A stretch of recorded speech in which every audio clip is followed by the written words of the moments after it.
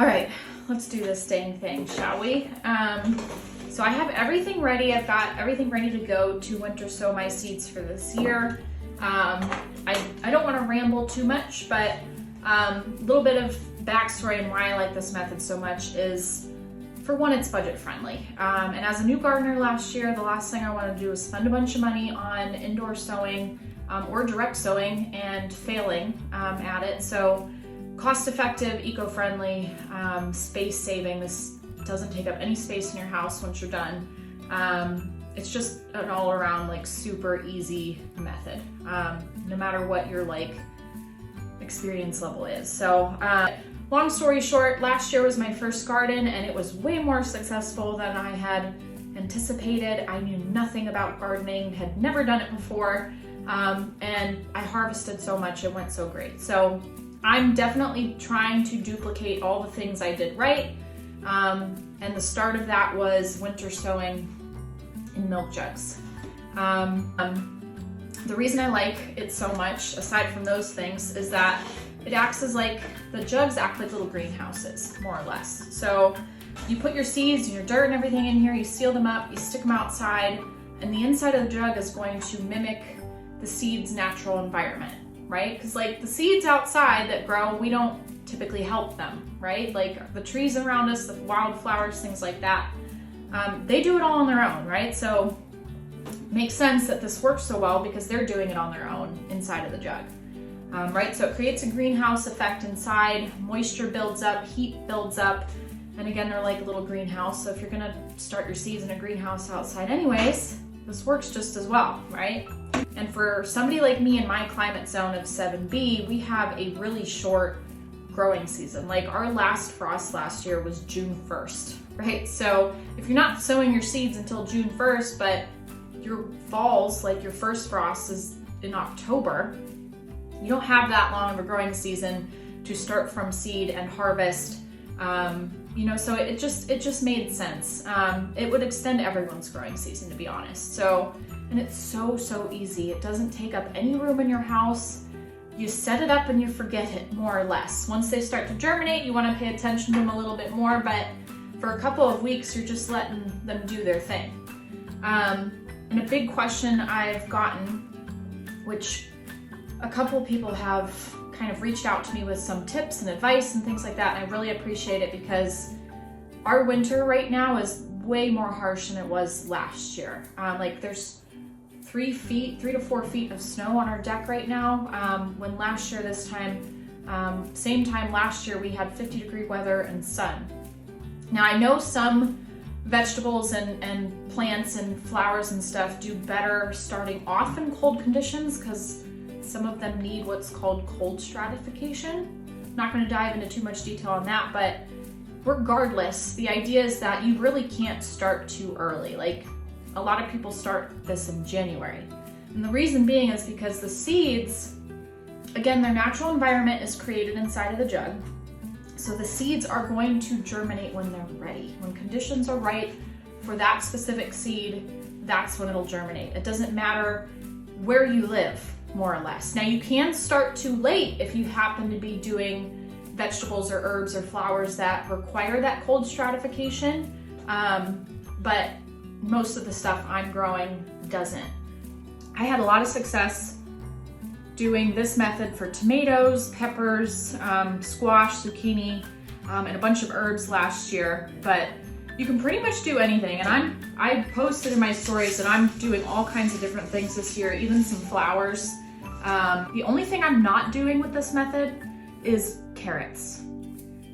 Everything I read about carrots, it just said they just don't like it for some reason. Probably because they need a lot more space than your typical plant. But other root vegetables work, like beets. A lot of people have a lot of success doing beets this way. So I guess it really all depends, but from what I've read, as long as you're not doing any sort of tropical seed, any seed will work this way, really, almost any seed. And then once they're ready to be transplanted, that's really when you have to start worrying about the weather, like last frost dates and things like that. But up until that point, they just do their thing inside of the jug the entire time. So how I do it basically is, I mean, you can use almost anything. So like I've mostly got these types of jugs, gallon milk jugs, water jugs. I also have a couple clear ones, which I'm kind of excited about because I can really see what's going on inside without having to get down on my hands and knees to look into the top of the jug. I've got vinegar jugs here. Even like 2-liter pop bottles would work. Anything that's at least semi-transparent where your plants inside are gonna get at least 6 hours of daylight a day. Which also means you can't let them get covered in snow. So that's about the only thing I'm gonna have to monitor the first, month or so, is just making sure that they don't get covered in snow. But other than that, you just set them up and forget about them.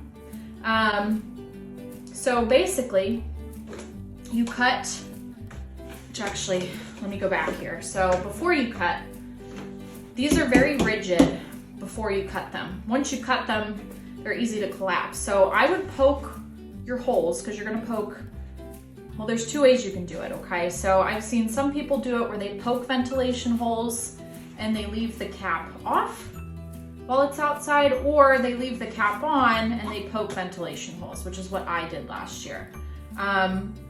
I think personally that worked better for me just because we do have colder weather and anticipated snow, so the smaller holes would make it easier for the heat and stuff to stay trapped inside.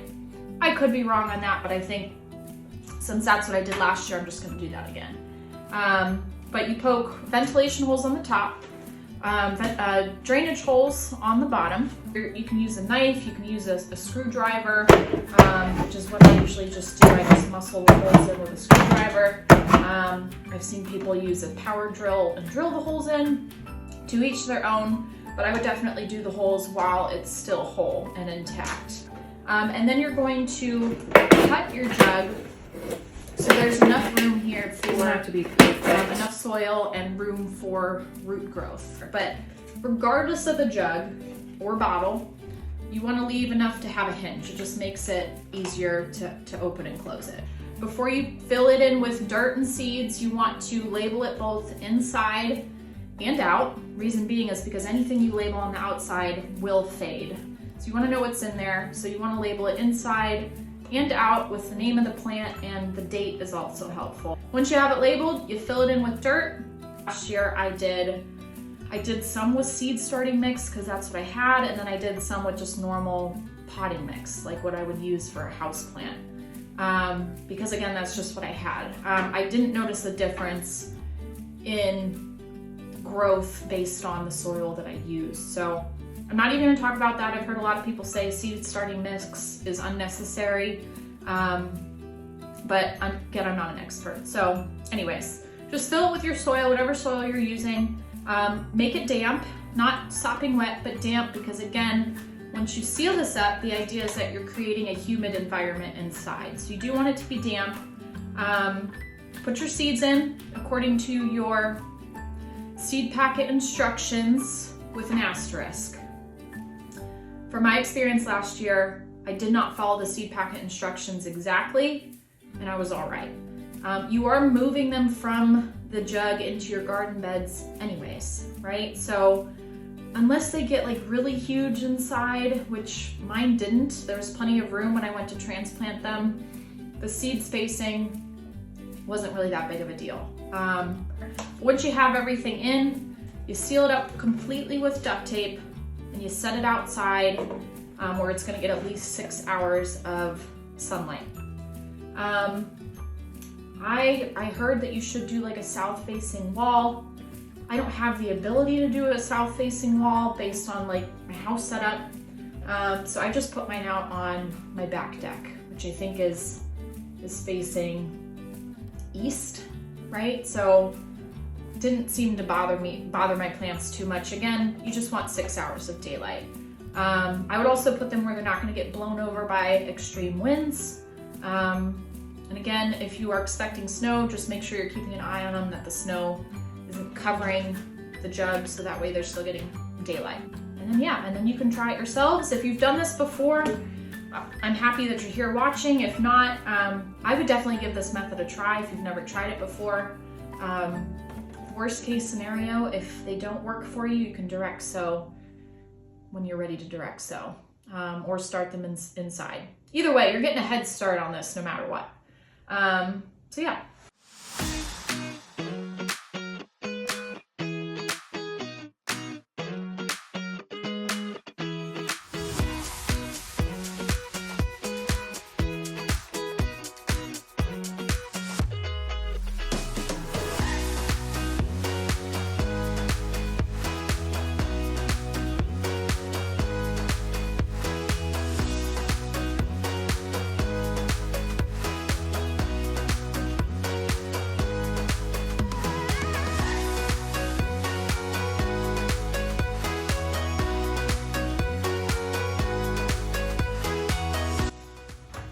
Okay, now I talked a little bit before about why seed spacing on the back of your seed packet to me isn't as important.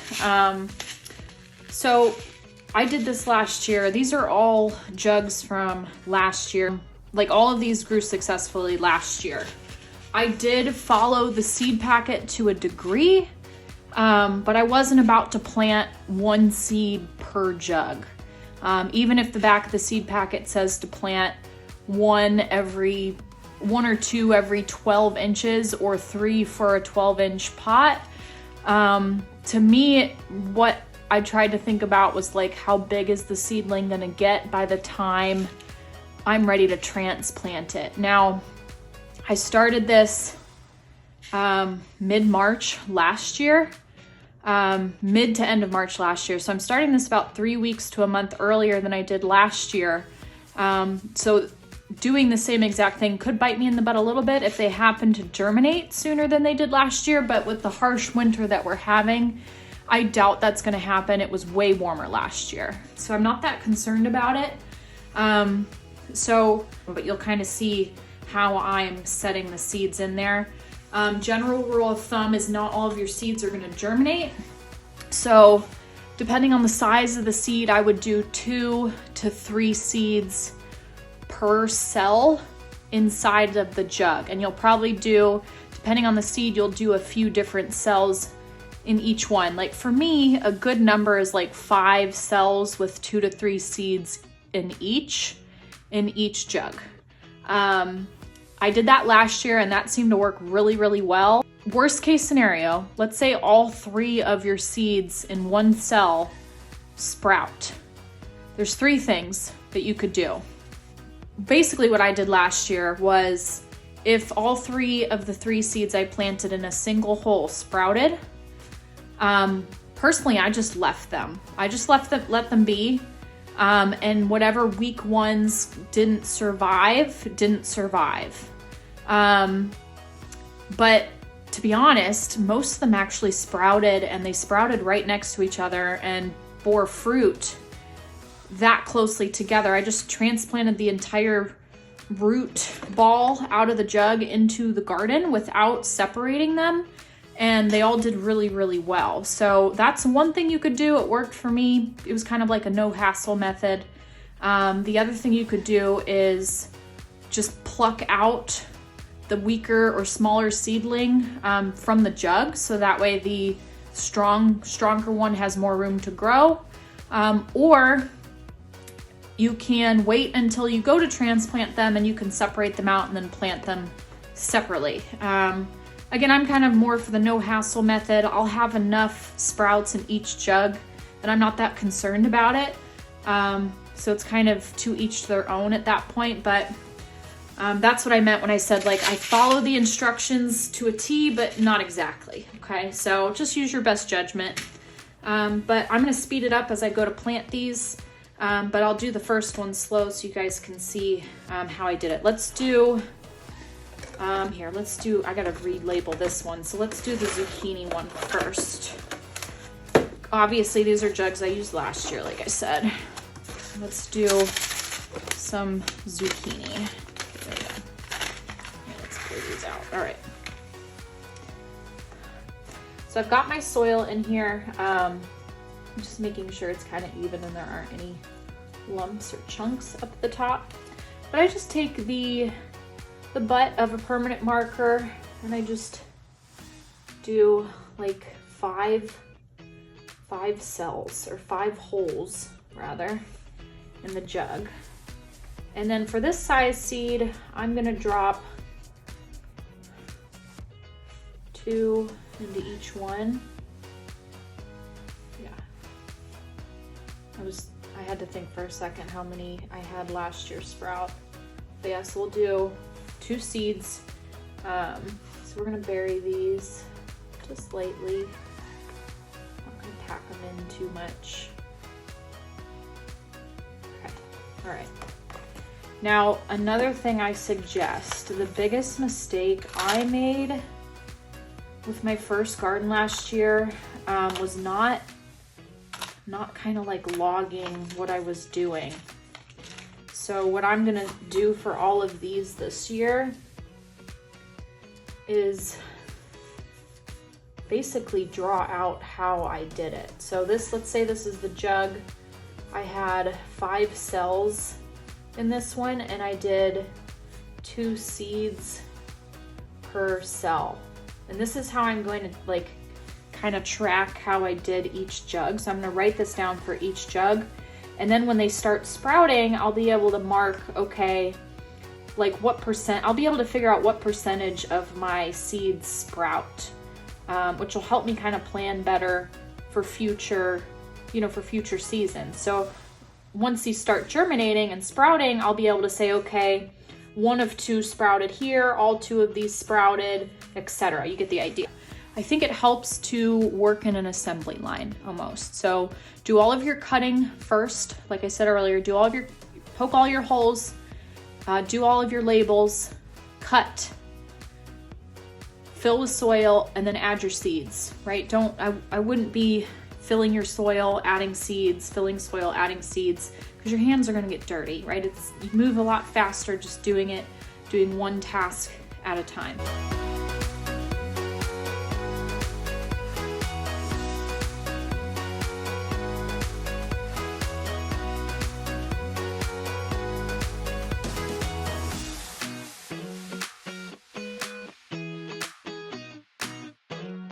Like what I do to be quick. Because again, I'm doing an assembly line here. So you know what you've already planted. I just leave the top open and I throw the seed packet in there and set it off to the side. And now I know that this one is ready to be sealed.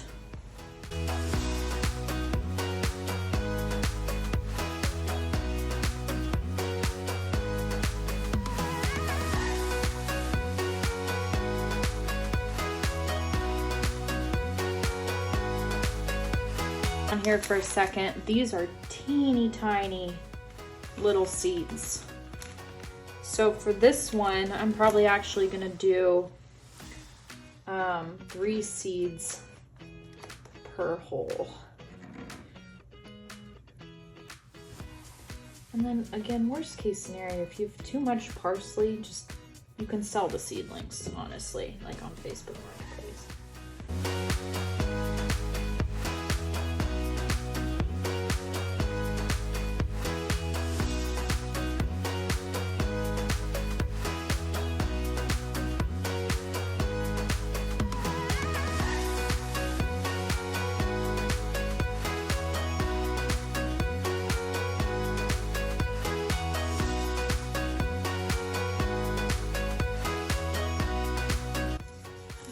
Oh, so oregano, I just sprinkle it in and I don't really.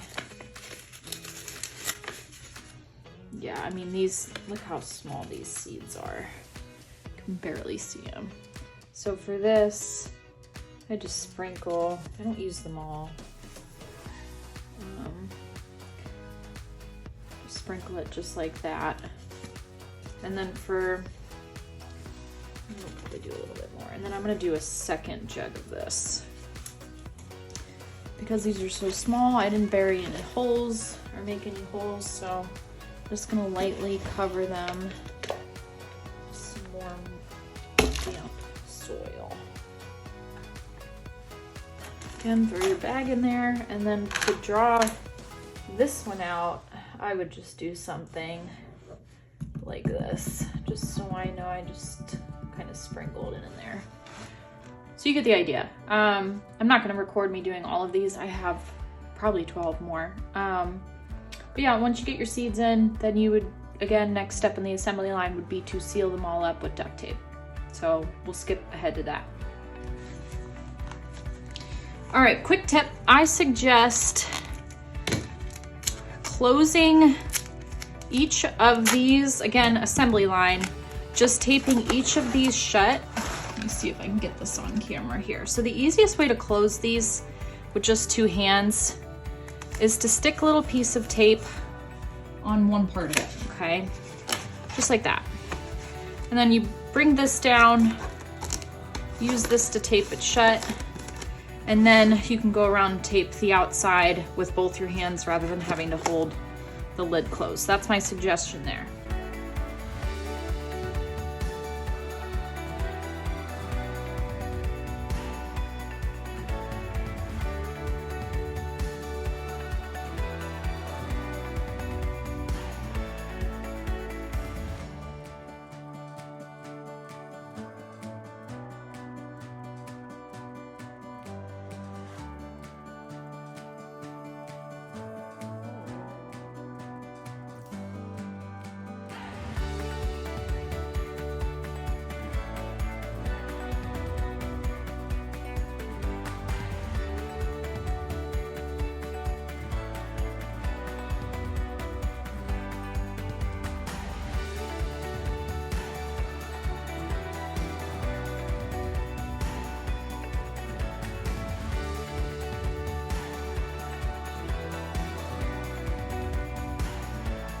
A lot of snow on the deck. I just shoveled off enough so that it was a nice level, you know, nice level surface. They should hopefully, as the snow melts, melt evenly and not topple over. We're gonna be gone for a couple of days for a work trip. I'll check on them when we get back, but yeah, this is all I was able to get to today. I do have probably triple the number of jugs still to do, but I ran out of duct tape. So this is it for now, but it's a good start. I hope this was helpful. And follow along as I go, because like I said, I'll be posting updates of my own garden as things progress. And other than that, happy gardening. Thanks for watching.